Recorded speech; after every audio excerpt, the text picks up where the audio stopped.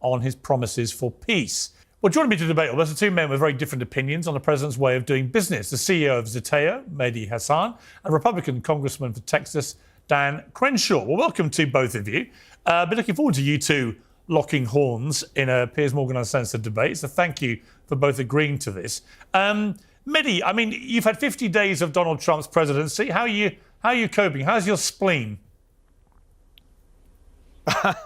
I don't know. I haven't checked my spleen.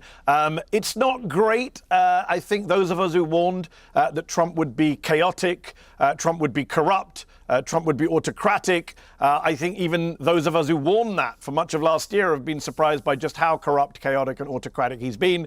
I don't know if we're going to talk about what happened in New York on Sunday. That was pretty shocking with the detention and disappearance of a lawful permanent resident. Yeah, we will later, all the attacks on the press that you and I have discussed. You and I have discussed before the attacks on the press. This show is called Piers Uncensored. He's launched an open war on the media, on free speech, and of course the economy now. Again, I didn't predict that 2 months in, Trump himself would be refusing to rule out a recession. I knew he would harm the economy, but even Trump himself can't rule out a recession. So on multiple fronts, the economy, democracy, free press, it's pretty bad. Dan, your response to that? Well, if you're going to accuse somebody of corruption, you might want to give a little bit more detail, right? Or a war on free speech. I mean, what does that mean? These are just words that actually do have legal meaning, but you don't have any legal arguments. So I don't know what you mean by corruption. There's really no evidence of that. War on free speech, there's just no evidence of that. There was evidence of it from the last administration, that's for sure. So look, this is Trump derangement syndrome all over again.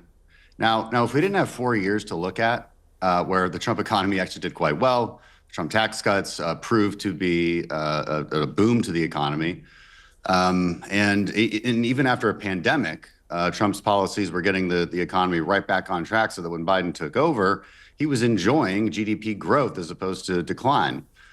Despite Democrats all over the country trying to shut down the economy and leftists all over the world trying to shut down the economies. So it's definitely overstated, the extent of these catastrophes by far.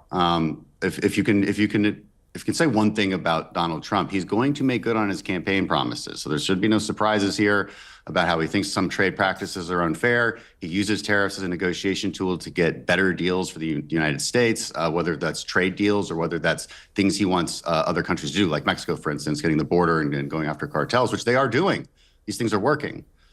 So I think a lot of the sky is falling rhetoric is pretty unnecessary. Yeah, I mean, Mehdi, I'm surprised that you're surprised that Donald Trump is being Donald Trump, or that, as Dan just said, is largely delivering on exactly what he told the American people he wanted to do.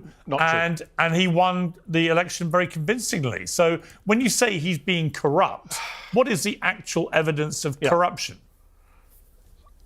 So let me deal with a few things there, because Dan brought up a few things. And it's funny that Dan's saying words like corrupt have legal meaning. Of course, they don't. They also have a meaning that everyone understands. And he knows this because he and his party accused Joe Biden of corruption for years. Hold on. You had a long answer. No, I do mean corrupt. Well, no, you don't. No, you don't. Because you and your party accused Joe Biden of many crimes which you couldn't find any evidence of. You accused all sorts of things about Hunter Biden and corruption, which pale into insignificance with what the Trump family's been doing on the crypto DOGE front. Did. There's actually a case against Hunter Biden. What are you talking about? Piers just showed an intro. I can give you an example of convicted criminal sitting in the president. If you're going to start signing, now we like the DOJ. Student loans. Well, no, surely the point. Hang on, look, guys. If I could just say, hang on one second. Guys, I would simply DOJ also brought. The DOJ also indicted Trump. I would ask you both. The DOJ also multiple. Can I just ask, if you talk over each other, nobody can hear what either of you says? Just to remind you. Well, I didn't interrupt Dan. No, but I didn't interrupt Dan, but he interrupted me 3 times in my first sentence. Okay, look, just allow each other to respond. Because you acknowledged, because you pointed at me. All you asked a simple question: what are the legal charges of corruption against Donald Trump? Go. I didn't say anything about legal charges. The person who has well, there are many legal charges against Donald Trump. He's using the DOJ to make them go away, as you know, in a corrupt fashion. Piers showed us a clip at the top of the show. I don't think an American president has ever done what Donald Trump did yesterday. His top donor gave him hundreds of millions of dollars during the election. The New York Times is reporting that he just gave another $100 million to Trump political operations. And the president went out on the south lawn of the White House and turned the White House into a car dealership so he could help his top donor sell cars. I mean, that is astonishing on multiple levels. I've criticized Republican presidents in the past. I can't think of a single Republican president who's done something that so corrupt and pathetic on Musk's behalf, by the way, but corrupt on Trump's behalf to do that for a donor, to sell cars on the White House lawn, to put out tweets saying, I'm buying a Tesla. Yeah, for your top donor. If Joe Biden had done it, you would be screaming from the rooftops, as with your party, you'd be filing articles of impeachment. So give us a rest on the kind of patronizing stuff about exact language. Corruption is at the core of this Trump White House. Look at the crypto money. The guy is running. The guy just, Dan, the guy just pardoned. The guy just pardoned a crypto guy who the DOJ was investigating, who's put money into the Trump family crypto scheme. We could go down the list of all the various corrupt things he's done. On free speech, by the way, he's called for multiple journalists to be fired. Presidents shouldn't be calling for columnists. Do you support him calling for Eugene Robinson to be fired? Do you support him calling for MSNBC to lose its licenses because he doesn't like it? I mean, this is absurd. No president has gone around and attacked journalists in the way that Donald Trump and Elon Musk have attacked journalists. Well, actually, the biggest attack. Guy in your administration. Actually, before I go to Dan, hang on, Mehdi, don't just keep talking. Before I go to Dan, I'm going to finish my point. The president. I'm going to finish my point. Elon Musk called for CBS journalists to be locked up in prison. Does Dan Crenshaw support the locking up of my fellow journalists? All right, I'm going to come to Dan. I'll come to Dan now. I don't even remember Elon saying that. But political, first of all, well, he did say it. Whether you remember or not is irrelevant. He said it, Dan. I don't remember it. That's going to be your defense. He said it. Well, he's the head of your government right now. He's the top guy. He's a person who has the same rights to free speech as you do. Okay, and Democrats. Do you support him calling for the locking up of journalists? I said there's a war on free speech. You said there wasn't. I cited a guy in your government who's called for the locking up of journalists. You wanted receipts. I asked you for what you mean by corruption. You gave no legal arguments. So for you, corruption just means exactly what every president does, right? Which is supporting their. Hold on, I'll give you an argument right now. I think, yes, I would like a Department of Justice that stopped pardoning people who have given money to Donald Trump and his family. A growing real estate scam, which the FBI calls house stealing. This is how it works. Criminals forge your signature on just one document, use a fake notary stamp, pay a small fee, and then file it with your local recorder's office. Just like that, your home title is transferred out of your name. Scammers can then take out loans using your equity as collateral or even sell the property behind your back. You won't even know it's happening until you start getting collection or foreclosure notices. When was the last time you checked your home title? I own a home in the United States, and the answer for me is never until now. That's why I trust Home Title Lock. Their $1 million triple lock protection helps keep your home and equity safe. Here's what you get: immediate 24/7 monitoring of your property, urgent alerts if there are any changes, and if fraud does happen, their US-based restoration team will spend up to $1 million to fix the fraud and restore your title at no additional cost. I've teamed up with Home Title Lock to give you a free title history report so you can find out if you're already a victim and get access to your personal title expert, a $250 value just for signing up. Go to HometitleLock.com and use the promo code PEERS, or just click on the link in the description. Make sure you check out the $1 million triple lock protection details when you get there. That's HometitleLock.com, promo code PEERS, P-I-E-R-S, to get the protection and peace of mind that you deserve. That's correct. Would you like to stop? Well, would you like to stop Joe Biden also preemptively pardoning so many people, including half his own family, I'm not to here prevent to criminal Joe inquiries Biden. into them? Dan Crenshaw's this idea it's only Trump that would do that. Dan Crenshaw's here to defend Donald Trump. You know, Piers, that I have many criticisms of Joe Biden, and one of them is, yes, his family and Hunter Biden. But what Joe Biden did pales into insignificance with what Trump has done in 2 months. I mean, all right, well, let me ask Dan. Dan, on the Elon Musk role. Elon Musk is an unvetted head of a government department. Okay, let me ask Dan. Dan, when you saw the scenes on the White House lawn there, did you feel entirely comfortable for the reasons that Mehdi said? You've got someone who donated hundreds of billions of dollars, obviously, to Trump. He pretty much helped get him elected. He's now in there as an unelected guy with enormous power, it seems, over this Doge thing that he's doing, popular with some, unpopular with others. But turning it in, as he said, to a Tesla sale room, did you feel comfortable that the White House is being used like that? I don't feel comfortable with it. I don't feel uncomfortable with it. Look, first of all, let's say something. Every single person in the administration is unelected, and they have a great deal of power. The only person who's elected is President Trump.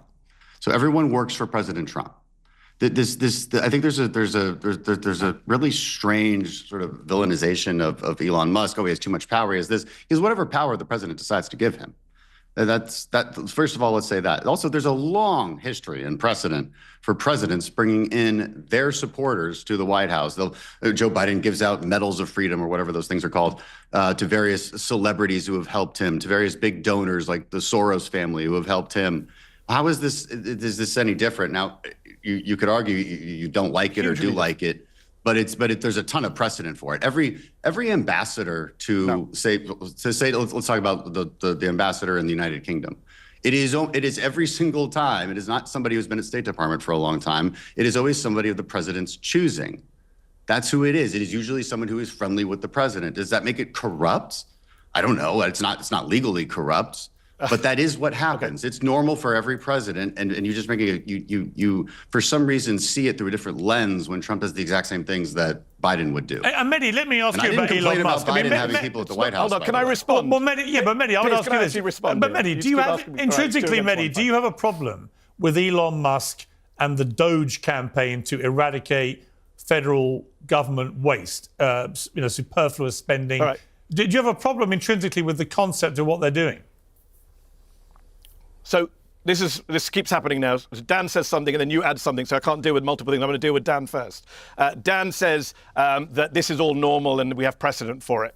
Dan's being disingenuous. Elon Musk is running a government department. He is not vetted. He has not gone through Senate confirmation hearings like cabinet officials and ambassadors. George Soros has never led any kind of government department. If he did, Republican heads would explode. He's never run anything in government, nor is Alexander Soros. Musk is literally standing next to the president. He is telling cabinet secretaries what to do. He's attending cabinet meetings.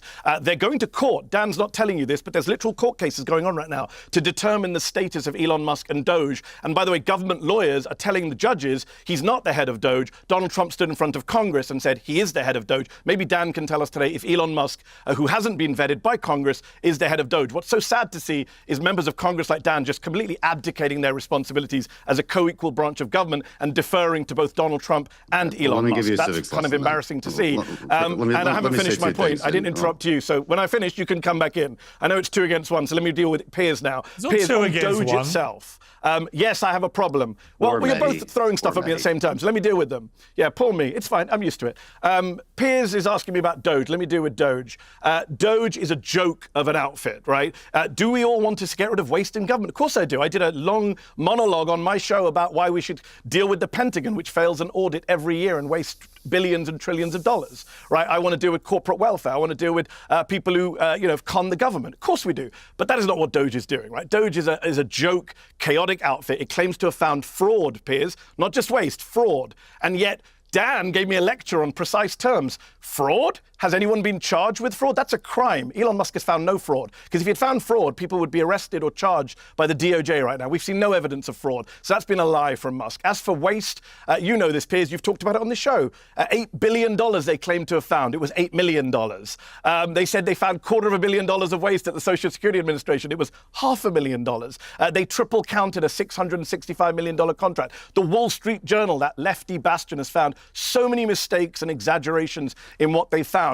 They've been absolutely harming the US government. They got rid of people who were looking after nuclear weapons and then tried to hire them back. They got rid of people who were trying to fight Ebola and then tried to hire them back. They got rid of people who were trying to fight bird flu and then tried to hire them back. They fired veterans at the Department of Veterans Affairs who were manning the crisis line for veterans. Dan is a veteran, served the country, should be outraged. And then they tried to hire them back too. The whole thing is a disaster and a joke. Okay, Dan.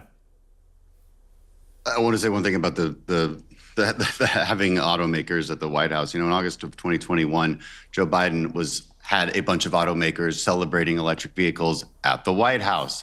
He left out one in particular because he's not a political ally. He left out Tesla, one of the biggest makers of EVs. So again, this stuff happens. As far as like what Doge's role is, and then I want to get into what Congress's role is here. So the president has been very clear. Cabinet secretaries are the ones who actually fire. Doge makes recommendations. That's how they have it set up. I realize that all of this is new, but it was what he ran on. It was what the American people wanted. We are asking questions too, right? We also want to figure it out. It's good. The courts are another co-equal branch of government that will have their complaints about it. Let's let this process play out, and let us all agree on the fact that there is a huge amount of waste and bloat in a lot of our bureaucracies. We talk about firing a couple thousand VA employees. To put that in the context, there's about 480,000 VA employees. 400, like there's a lot. Okay, so we're talking about very small amounts here. They're about to fire another 80,000. We'll see. We'll see. Look, I've used the VA in multiple cities. There is a lot of bloat. There's a lot of people who would. There's a lot of people who work at the VA who would be happy to see half their coworkers fired because they know they don't do anything. I've heard that from VA employees. This isn't that crazy of an idea. The sky is not falling. And then again, these secretaries still have the power. President Trump made that very clear just last week. So like we can all take a step back, realize that this is what he ran on. This is what the American people wanted. This notion of Doge and government efficiency is indeed still popular with the American people. There are going to be problems associated with going this fast. Okay. And you're going to have to fix those problems. That's okay. Can I respond? Well, quickly, because I want to turn to other subjects, but quickly, yeah. Okay, so on Doge, very quickly then, on the Doge issues. I heard Dan say this before, that Elon Musk is not firing people, cabinet secretaries are. Well, that's news to cabinet secretaries because Sean Duffy at a recent cabinet blow-up called out Musk for trying to get rid of his air traffic controllers, and they had a row about it. So the transport secretary thinks Elon Musk is coming after his vital staff. Well, they're not. They're the ones who are feeling pressure from Musk. Everyone's having to bow the knee to Musk. It's funny. I wrote down this headline from CNN from last week: Republicans push Musk to let Congress vote on Doge cuts. It's embarrassing to see Dan's party having to go cap in hand. Please, Mr. Billionaire, who's not elected to anything, please let us vote on your agenda. And as for Doge being popular, the poll out today. As for the poll, hold on, you had your piece. Let me answer because Piers is rushing me on. The poll out today from CNN shows that the Musk is super unpopular. He's more unpopular than Trump. He's more unpopular than Vance. This is not a popular agenda. And this is not what people voted for. People did not vote for the annexation of Canada. He didn't mention Canada on the election campaign trail. And they did not vote for cuts to Social Security and Medicare, which Musk on Fox Business said this week, that's the next big thing to eliminate. We're going to cut 600, 700 billion from Medicare and Social Security. No one voted for that. It will be a disaster for the Republicans if they let Musk do that. I mean, the thing I would say, Dan, that would be slightly concerning me if I'm Donald Trump is that the poll approval numbers for what's going on with Doge are falling quite quickly and significantly. And, you know, Trump, he loves his polls. His own approval is taking a hit as well. At some stage, if those numbers continue to fall... He's the most unpopular president for 70 years. Well, if those numbers continue to fall, then Trump at some stage is going to stop it, isn't he? Yeah, he very well might. And this is the only point I wanted to jump in and make about Congress's role in this, as you berate me as if I'm Doge spokesperson or Trump spokesperson. I don't have all the details. I'm a member of Congress, so quick civics lesson: co-equal branch of government. We make laws. We write laws. We send them to the president's desk for him to sign and then implement those laws. There is only one person who is in charge of the executive branch, and that is the president. You know what Doge doesn't do? You know what they can't do? They can't look at my employees. They can't look at anybody in the legislative branch's employees, and they're not, because they can't.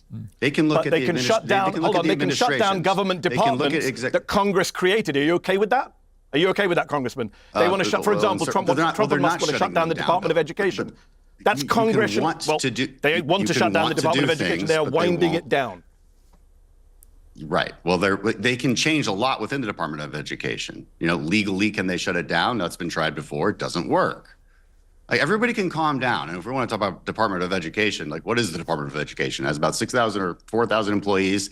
It's really just a pass-through for grants and student loans. You know, one of the reasons conservatives talk about Department of Education and wanting to shut it down over time is because it really has nothing to do with education. It's just a pass-through for grants and loans, which could But the point, it was created by Congress, as was USAID. Well, Musk proudly said he fed USAID into the wood chipper. That was a congressionally... Well, it's inaccurate. Oh, come on. Okay, Musk himself said I fed it into a wood chipper. They cancelled aid overnight. By the way, when you say the sky is not, well, I'll give you a humanitarian lesson, Dan. Children are dying now from polio and malnutrition and malaria because USAID cut off aid overnight. No one voted for that. Right. And when you tell me the sky's not falling in, that is actually not true. Kids are literally suffering as we speak in Uganda and Ukraine and Sudan. Let me explain. So I don't know what you're talking about when you say sky's not falling in. It's the height of cruelty what your administration and your party has done to children in war zones and conflict zones across the world. What was done to USAID was disgusting. Okay. So first of all, when Congress authorizes USAID and appropriates for it, there is a top-line appropriation. It is always up to the administration to designate programs within that. We do not write in the whatever program for whatever X country. We do not write that into the legislation or appropriation. And when you go through some of these programs that the Biden administration had, $70,000 for some transgender opera in Colombia, there is room for some skepticism about what USAID is doing. Like it's a silly example. How about the Gaza condoms that Trump and Musk lied about? Have they apologized for that lie? How about the Gaza condoms? Some of these. Your administration lied about Gaza condoms. Trump has not apologized for lying. I'm not part of the administration. How many civics lessons do you need? I'm a He's legislator. your president. I'm not part of the administration. Nice try, Dan. You're part of the Republican Party. I want to change. Plenty of space for the administration to go through line by line. Don't talk over each other, please. They haven't gutted anything. Let me change topic. Let me change topic. You're a Trump supporter. I want to change topic. You're a Republican congressman. I want to change topic to Ukraine. I'm aware. Let's just play a clip here and then discuss this afterwards about Ukraine. Ceasefire, Ukraine, ceasefire. Just agreed to a little while ago. Now we have to go to Russia and hopefully President Putin will agree to that also, and we can get this show on the road. I think it's a big difference between the last visit you saw at the Oval Office and this. So that's a total ceasefire. Ukraine has agreed to it, and hopefully Russia will agree to it. We're going to meet with them later on today and tomorrow, and hopefully we'll be able to wipe out a deal. If we can't, we just keep going on and people are going to get killed. So, Mehdi, here's another example, I would say, of where the Trump hysteria doesn't really help anything. Because after the Oval Office bust-up, which for about 45 minutes was perfectly reasonable discussion in front of the media, then it all kicked off, and that was unfortunate. It should have happened behind the scenes. But in the general scheme of trying to bring a war to an end, I didn't get as upset about it as everybody seemed to. And I said and predicted then, I think you'll find that Zelensky's back at the White House pretty quickly, and that this is all part of Trump's plan to try and force a peace deal, which it clearly seems to be. The onus is now on Russia. But do you accept that what we saw in the Oval Office and all the reaction that came out of it, this is terrible, it's this, and this, that actually in the cold light of what we've now seen unfurl since then was premature? No, I don't agree. And it's interesting you use the word unfortunate, Piers. I've told you this before in the past when you say you're not a conservative, you're not on the right. You use language that always minimizes what the right does. If Joe Biden had done it, if Kamala Harris had done it, you'd have been up in arms. It was a joke. You know it was a joke. The entire world watched that in shock. No president has ever behaved towards an allied leader in public like that, maybe in private. We know what our European allies thought of it. They thought it was a disaster. They didn't think it was just unfortunate. And look, if your argument is bring him to the table, there are other ways to bring him to the table. I'm someone who supported a ceasefire in Ukraine for a while. In fact, a year ago, 2 years ago, if we had this conversation, I would have probably been the most dovish anti-war voice out of the three of us. Both of you would have been much more pro-Ukraine and hawkish against Russia than me. My problem is, while I want a ceasefire and a negotiated settlement, and I've said that since the beginning, even when I was doing my MSNBC show, I wanted it done by neutral mediators who have the best interests in peace. Donald Trump doesn't care about peace. He wants to win a Nobel Peace Prize. It bothers him that Barack Obama got one. He loved the fake ceasefire in Israel. He doesn't mind if he gets a fake ceasefire in Ukraine. My problem is the negotiator shouldn't be an American president who is so blatantly and viciously in the Russian camp. Piers, you cannot deny that he is not a neutral mediator. He only berates one side, not the other. He pushes Russian lies, right? If I had said the stuff he said a year ago, you and Dan Crenshaw would be attacking me as a Putin stooge. He said Zelensky's a dictator. lied about that. Then he lied and said he didn't say Zelensky was a dictator. He said Zelensky had a 4% approval rating. That was another lie. He lied and said Ukraine started the war, an outrageous lie. Russia started the war with an illegal invasion. He lied about how much money America has given Ukraine compared to Europe. He's lied and lied and lied, and that is my problem. And my biggest problem, and Piers, surely you agree with me, is can Russia be trusted to maintain the ceasefire? I'm glad the ball's in Russia's court, but don't forget what caused that blow up in the White House. Zelensky, not rudely, but firmly asked J.D. Vance, how do you know Russia's going to keep the ceasefire? 25 times Russia has violated previous ceasefires. Vance couldn't answer the question, so instead he personally berated and insulted and verbally abused the president of Ukraine. That's what it comes down to now. Can Russia be guaranteed to hold a ceasefire? And can Trump ever hold Russia accountable? The one leader in the world he'll never, ever criticize. All right, Dan, a lot to unpack there, but I think what I felt about this is that Trump's minerals plan seemed to be quite a smart part of this equation to peace, because it would calm down all those on the MAGA side who are outraged about the spending that's been going on in supporting Ukraine, who do not see the point of America doing this, who want America first and leave these foreign wars alone and so on. If you can have a deal based around accessing minerals that America can then use, and you can make it look like a transactional business relationship that costs Americans nothing, that's a better sell for Trump just politically with his base. I got it. I also think that Trump had a point. I'm interested in what you think as a military man, though, that whilst I accept what Mehdi says, that it is all about security guarantees, and that Zelensky's biggest fear might be actually what happens when Trump's no longer in office, that Putin might not try anything on his watch, but he might wait and bide his time and do it then, which he did, of course, with Biden when he invaded Ukraine. I'm just curious what you think about the idea that Trump had, which is if you've got American contractors all over Ukraine digging up minerals and they're there in big numbers and there's a business relationship there, is that enough of a deterrence to Putin to then attack more of Ukraine, because he would effectively be attacking areas that have a lot of American people on the ground? Yeah, I mean, look, the minerals deal in particular is a good idea for two reasons. One, it's a political backstop for President Trump, as you mentioned. Second, there's now an economic entanglement between the U.S. and Ukraine, which is an implicit security guarantee. The Ukrainians agreed with this, by the way. It was frustrating, and you look at what Rubio really put it well when he explained on maybe CBS or whatever interview it was, why the frustration with Zelensky. He had agreed. We were in Munich. We were in Munich at this Munich Security Conference. I met with Zelensky at that time. He seemed to have no problems with the mineral agreement. Seemed to think it was a good idea. Rubio had convinced him earlier, maybe that day or the day before. And then he would go out talking about how he's not agreeing with it. So there was a frustration within the administration. The White House blow up, I mean, I watched it myself as well. And my take from it was, this is not the time to be litigating past histories about Putin, whether you're right or not. This isn't the moment for it. It's time to have lunch, sign a deal, and get on our way to a peace deal. And so Mehdi's complaints seem to be purely stylistic. Okay, so you don't like Trump's style and how he got people to the table, but how else would you do it? I mean, if you agree with the premise of a ceasefire, like you do have to engage in uncomfortable flattery with the Russians. That is something Trump knows. It is something. It is how you wrangle them. And look, Zelensky has been pandered to by Europeans, by us for a while now. Now look, I think everything happened as it should happen along the timelines. I think we needed to probably do a lot more than Biden did, quicker and faster aid to defend Ukraine in the beginning. 3 years later, Trump is right. It is time to actually start talking. And regardless of whether those talks have worked in the past, again, that was J.D. Vance's point in the White House, why are we litigating that? Let's talk about present and future. And that's a very American way of thinking, but it works. And it's not a very Eastern European way of thinking, right? They think in terms of the 1,000 years of history preceding them. This is the problem in the Middle East as well.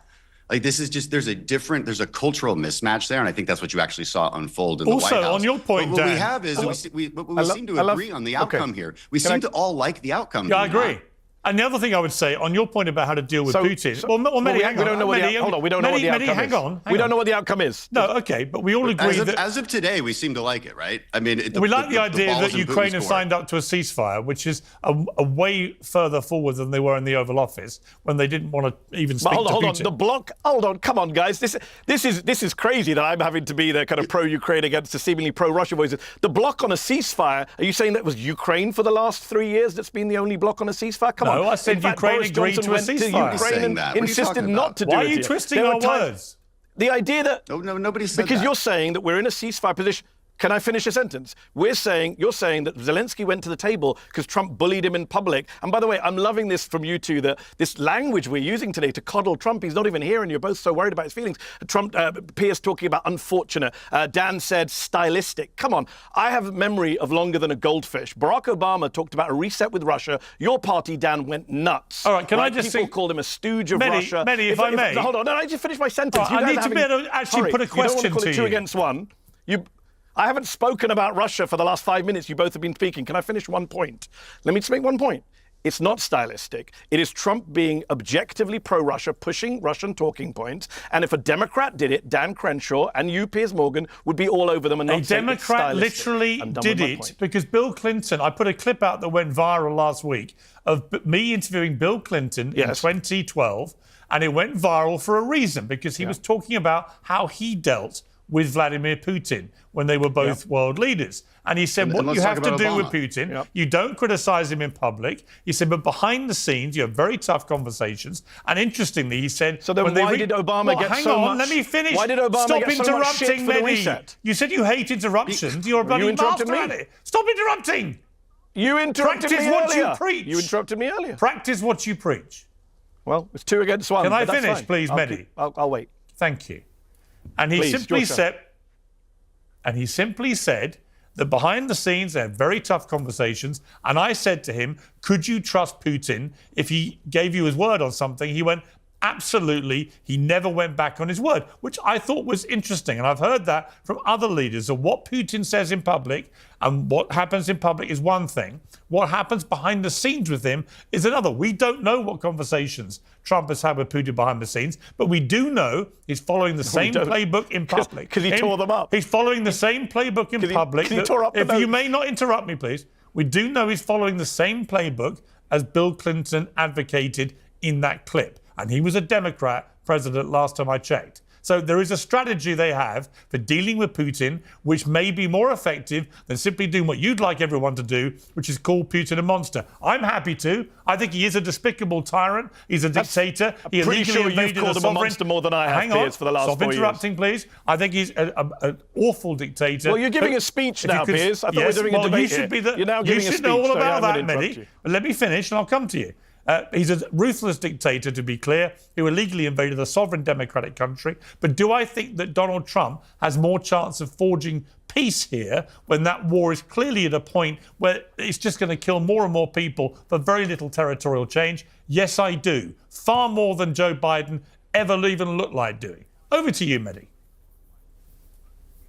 No, I don't have much to add other than to repeat my point, which is I'm not for war. I'm the most dovish person on the three of us on this panel. My point is a very simple political point, which maybe neither of you want to hear, which is that when Democrats are in office, if they ever try and make peace or do deals with dictators, they get attacked by Dan's party and Fox for being soft on defense. We all know this is undeniable. In Washington, D.C., they're called soft. They're called sellouts. Obama was demonized for many reasons, including his Russia reset comments. All I'm saying is the Republicans come into office with Trump, not with any other one, not with Romney, but with Trump. And when Trump does it, they all flip and say, let's have peace with North Korea. Are you kidding me? If Joe Biden had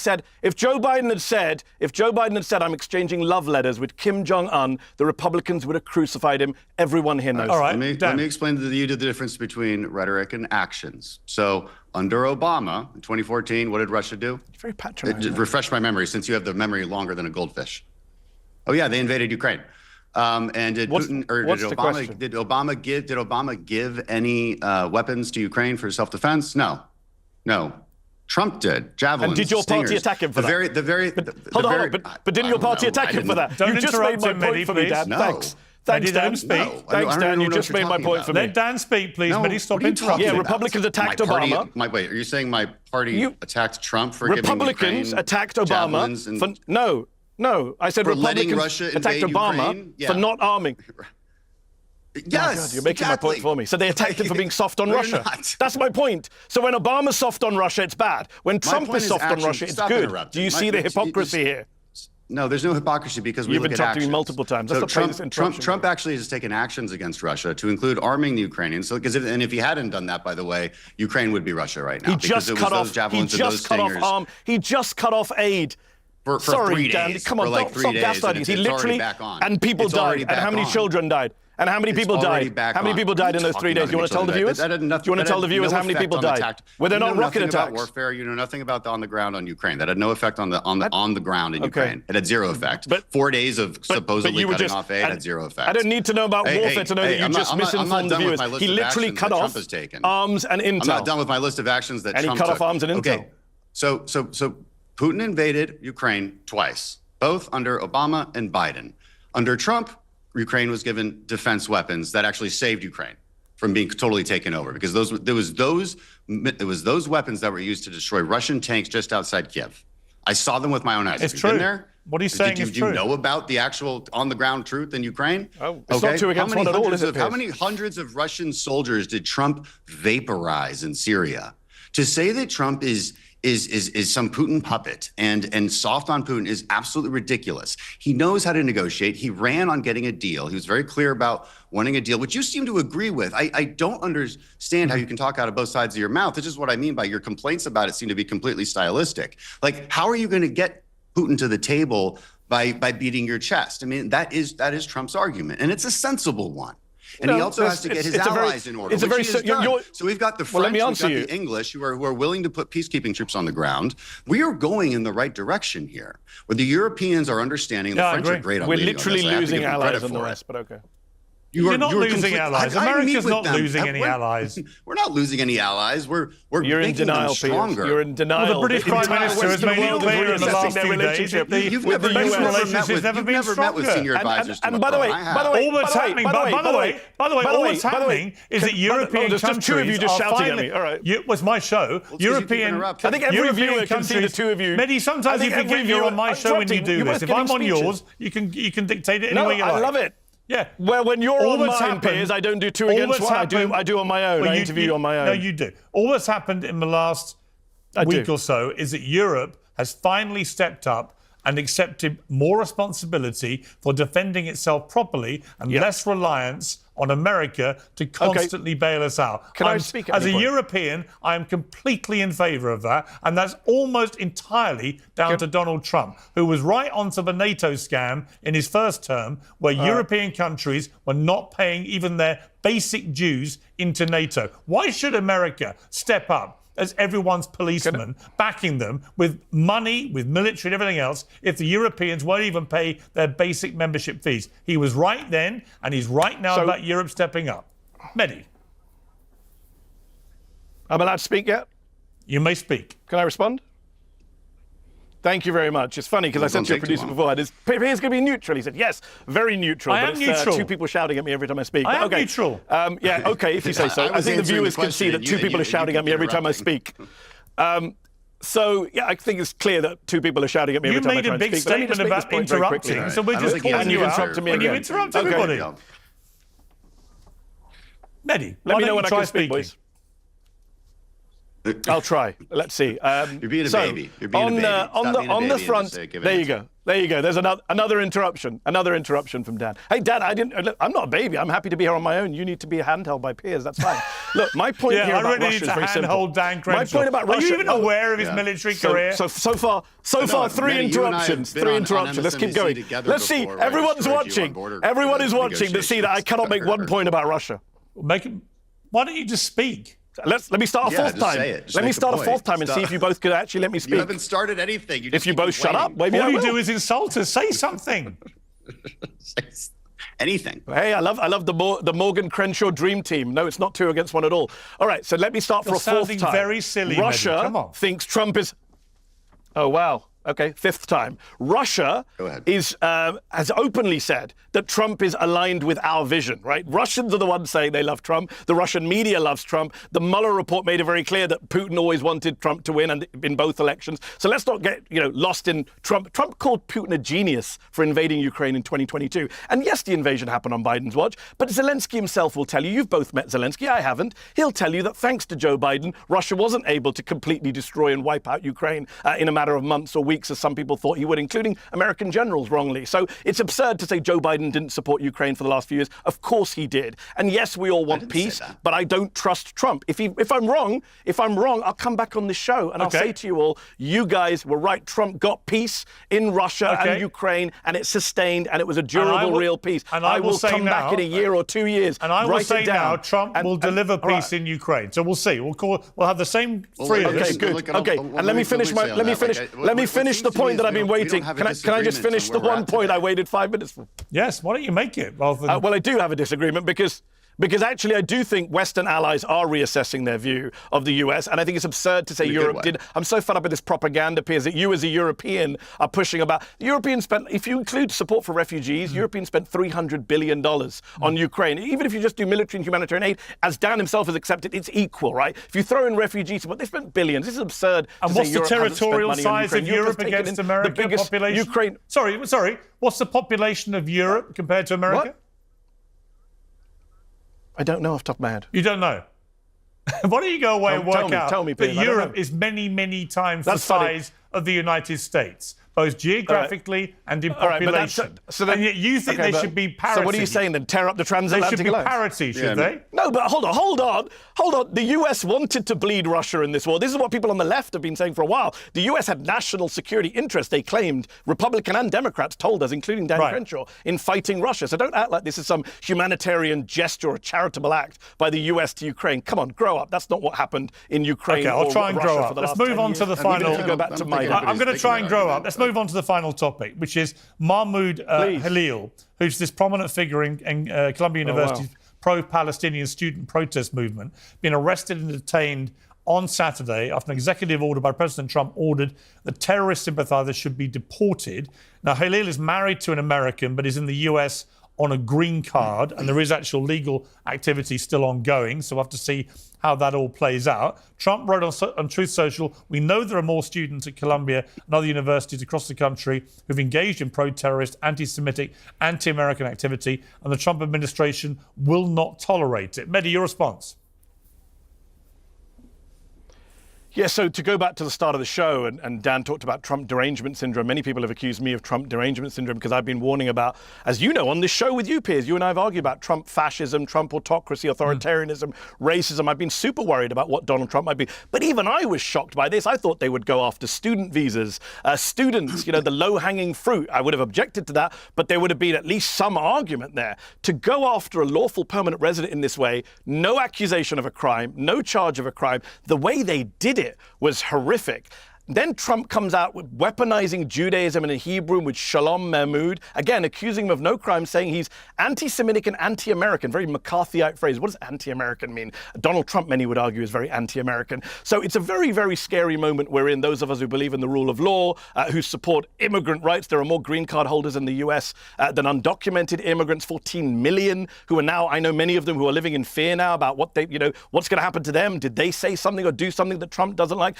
I do find it ironic that the Republican Party, which obsessed for years over threats to free speech, over social media censorship, over COVID lockdowns, over the government coming for your guns, black helicopters in the skies, now seem to be totally fine with armed federal agents from the United States government turning up unannounced at the home of a US citizen who is 8 months pregnant to detain without charge her lawful permanent resident husband and then disappear him simply because the President of the United States doesn't agree with his political views or the content of his speech. If that is not fascism, I don't know what is. Okay, Dan, your response. I'll help you out. So let's read what Khalil's statements actually were. Quote, "We are Westerners fighting for the total eradication of Western civilization. Our intifada is an internationalist one. We are fighting for nothing less than the liberation of all people." So this is an incitement to violence, very clearly so. If you're looking, that's a statement from a group he was part of. Yeah. So okay. So here's the law. You're right. Sorry. That is correct. Now here's the law that we're referencing. You said he broke no laws, but it's Section 8 U.S. Code 1227. Being a representative of a political or social group that endorses or espouses terrorist activity is against the law and a violation of the social contract of having that visa. That's the argument. There isn't some. This isn't some McCarthyism. This isn't some vague issue. How is it false? I just read to you the actual U.S. code. Like this true. is. I'll tell you. No, not true according to who? I can tell you how it's false because. According to the White House, Dan, according to the White House went to the Free Press yesterday. You should check your facts before you come on and defend the White House. The White House went to the Free Press and said, we're not accusing him of breaking any laws. So Congressman Dan Crenshaw is coming on TV making wild accusations of law breaking based on a quote that's not from Mahmoud Khalil. Well, that doesn't say anything about terrorism. It's just referencing the law. They are, well, hold on. Hold on, you're wrong, Dan. First, accept that you're wrong. The White House said to the Free Press, Barry Weiss's right-wing Free Press, this week, we are not accusing him of breaking any laws. In fact, if you want to understand the laws, you need to look at the Immigration National Act of 1952. They're actually taking him into deportation proceedings under Section 237A4CI, which allows Marco Rubio, the Secretary of State, to personally deport a migrant because he believes that migrant's presence has serious potential adverse consequences for U.S. foreign policy. That is the obscure act, which, by the way, was designed for Eastern European Jews to get rid of them because they were deemed to be communists in the 1950s. That is what Rubio is using to get rid of a lawful permanent resident. Now, whether that's legal or not, Trump's late sister, Judge Marion Trump Barry, said it was a violation of the First Amendment. We'll see if the Supreme Court gets involved. But the idea that we should live in a country where Marco Rubio or Antony Blinken can remove a green card holder because he doesn't like his views and they're against U.S. foreign policy, some nebulous aim, that's outrageous. And there was a time when the Republican Party would have been against that. Thank you for making the argument today, stronger. You've added to my argument, and I appreciate that. So perhaps you should be defending the Trump administration instead of me. I'm pointing out to you that he hasn't broken any laws. He hasn't committed any criminal violence. He hasn't broken any laws. He hasn't broken any laws. That law, which Rubio is saying. Dan, let me explain it to you again.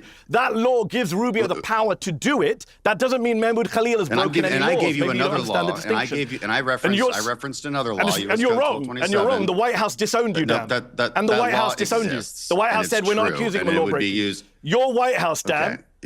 It's embarrassing for you because the White House disowned you, and you don't know that. You just quoted Rubio referencing a law, did you not? No, because you don't understand the law. So what do you mean they're not? The law gives Rubio, let me say it slowly then. Rubio has the power to remove someone he believes is against U.S. foreign policy. Yes. That is not someone who's broken the law. That just gives him immigration power. Nobody is suggesting Mahmoud Khalil has broken the law. He hasn't been charged with breaking any law. I understand. He was disappeared to Louisiana. I understand what you're saying. You say he broke the law. The White House says he didn't. So check with the White House on talking points before you come on TV. I can have my own opinion on the legal justification for removing this person. Rubio has legal justification. Okay, but the government disagrees with you that you're here to defend. You're saying no. They don't. I agree. He does have legal justification. You're saying unless the Supreme Court shoots it down. Different, which is that there's. I'm saying it's unconstitutional. No law. I'm saying that's unconstitutional. Okay. Despite the fact that there's... No, I didn't say that at all, actually. You just made that up. In our conversation, you just made that up, Dan. You just made that up. You just made that up. I'm the only person who said Rubio... I didn't say that he hasn't broken... I said that Rubio has a legal power to remove him. You said he's broken laws, and I'm saying he's not been charged with any crimes. I referenced a different one, yes. What? I'm giving the audience. Who charged him with that crime? Context. No. He's already detained. I'm not saying that administration charged him. No, that's not context. I'm saying has he been charged? I'm giving the audience context on why these things are allowed to happen. And that's outrageous. Wow. So you're okay with disappearing lawful permanent residents? Yes. Is it really to disappear a legal permanent resident because Marco Rubio don't like his views? Mehdi, should people, hang on, look at the McCarthyite language. Let me ask Mehdi a question then. Should people who are in the United States... let's poll the American people. Okay, that's how we protect civil liberties, do we, Dan? We poll the American people. Mehdi, let me ask you a question. Should somebody who's in America on a green card be allowed to support a terror organization? Because according to all the paperwork you fill in when you apply for a green card, if you do support one, you would not be given a green card. Hamas are a prescribed terror group in the United States. He has supported Hamas. Therefore, if the United States government if they wanted to revoke his green card, they are perfectly within their rights to do so, as Dan has articulated. Not true. Piers, you don't... No, Dan has not articulated that at all. No law has been cited that says you can revoke his green card because of his speech. Piers, you don't know what you're talking about. Supporting You a cannot terror revoke group. a green card because you don't like someone's speech. Group. Has If he you been- support a terror group, Where's your evidence of that, you would Piers? not get Where's a green your evidence card. of that, Piers? It's you can't US, just, it's US Piers, Code you can't just say stuff. 1227. Where's your That's the evidence for that? Fuck There's me. literally- Is this really going to be literally two written into against one? You're literally both talking at me at the same time. asked for- I'm not One of talking. you speak at You one asked time. a I can't respond to question. two of you. I No, wasn't Piers talking. asked me a Asked a question, question. I No, gave you an Piers asked answer. me a question, Dan. No, Dan. Piers asked me a question. I'm responding to Piers. So Okay. if you can hold your point. Piers asked me about withdrawing a green card. I'm telling you, Piers, there is no evidence he supports Hamas. If there was, they would have arrested him for it. They didn't charge him with supporting Hamas. The You organisation cannot just that he proclaim on fronts, TV. the organisation that he fronts, actually why described didn't- October the hold 7th on. as So why a haven't they charged victory. him? They described October the 7th as a What? victory. That's a speech. Piers. And that's free speech in this country. Maybe you live in Is the that UK, you don't know about the supporting First Hamas Amendment. or In this not? country, it's offensive. Is it? It's is it offensive. supporting It's not a Hamas? crime. Is it? If you say No, the October quote- the there's a 7th is a reason I read victory, and that. I have not Yes. seen a quote There's from... a reason I Hold read on. the quote that I There's- read, because by the it's way, an Piers, incitement it's to been violence. 4 There's- days. and there's It's a been line. 4 days. And it's not from him. Nice try, Dan, but the quote wasn't from him.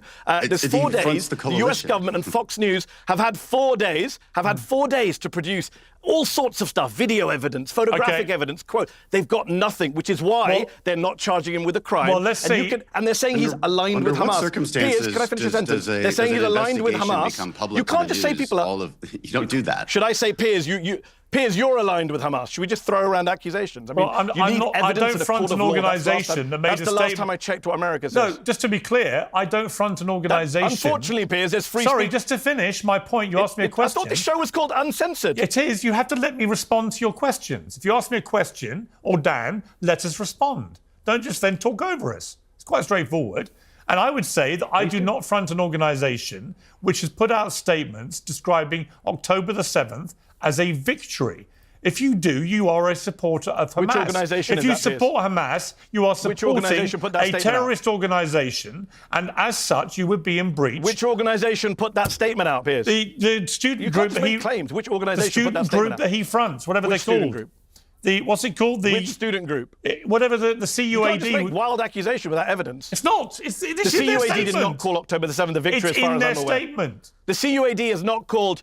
The CUAD has not called October the 7th a victory. Yes, they have. It's You'd have called to show me that Columbia quote. I've not University seen that quote. I don't Apartheid believe- No, I don't think they have. That's what it's called. They have, and It's I called will the show Yes, you. University That's what they. Apartheid That's what they divest. campaign for. And they have. another They quote have from them, I actually know more again, about this I- group than you do because they have Jewish members who have written for Zateo, and they do support wonderful divestment. for Dan, you. they want to divest from the genocide that you Okay, support but and here's you the fund. thing. You When fund the you genocide say- in when you Gaza. say- They want to divest for when him. you say You want to some- demonize and Just be criminalize quiet them. for a second. So Piers brought up that they were this whole thing is celebrated about free October speech. 7th. I would actually agree. I'm not that going to be You quiet. can celebrate October 7th. I'm not I a think green it's card holder, disgusting. Dan. You But- can't disappear me as well. Will you be quiet? So I would agree that you can No. celebrate October 7th. I think you're No, I'm disgusting not- for it, but no, you can't be arrested. You want everyone but to when be you quiet. say You want something silence like them. "We are Westerners fighting for the eradication of Western civilization," you are crossing the That line. is not a from crime. That's free into speech. incitement of No, you Dad, are that's confused free about speech. the law. Are you kidding me? Incitement of violence. You've lost your mind if you think eradication of our civilization is a violent Yes. call. Is a crime? Yes.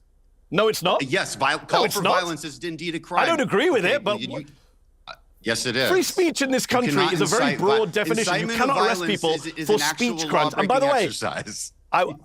there's no incitement of coming from the Republican Party, which Calling sent a for mob the to the Capitol destruction to of the attack people like you, civilization? and all those Kind people of were pardoned. violence. Dan, What does Dan, destruction mean? Spare What me does your faux destruction morality. mean? Your party pardoned 1,500 domestic terrorists. My party Have you didn't condemned pardon that? anyone. I haven't heard you condemn Donald My Trump. party didn't pardon Yes, anyone. they did. They supported Donald Trump. They were. What are you even Okay, talking will you about? condemn Are it you talking now? about the Will you, January 6th will you protesters? condemn Donald Trump? Yes. Will are you you talking condemn? about? Will you condemn Donald Trump pardoning For violent what? terrorists? What are you I tell you what, what are why you don't we talking move? about right now? Why don't we? Will you Okay, condemn time out. Donald Time Trump? out. We've run out of time. No. We've run out of Dan, time. will you Talk to a condemn? lawyer. We've run out of time. Will You you need to talk condemn? to an We've American run out of condemning time. it. That would help you Why out. don't Will we you try and condemn find? the Why don't we pardoning of try and terrorists? end on a point of agreement? Will you condemn Why don't we the try pardoning and of end terrorists? with Dan won't do something? it. Why don't we Dan try and won't condemn the end? January Why 6th don't we try and prison. end where you both Everyone agree can hear about it. something, right? Which is They actually did Anyway. violence, unlike Mahmoud Khalil, who did no violence. I'm bringing it to an end, but I want to try and end on a point you may both agree about, which is Dan's ongoing spat with Tucker Carlson. Now, this began when there was you were caught off. You thought you were off camera, still on mic, saying he was the worst person. We've talked a lot on Twitter. If I ever meet him, I'm going to effing kill him. You then said, I think anyone seriously watching and being honest with themselves knows that was hyperbole, you said in private, and no, Tucker has nothing to worry about. I've absolutely no desire to harm him.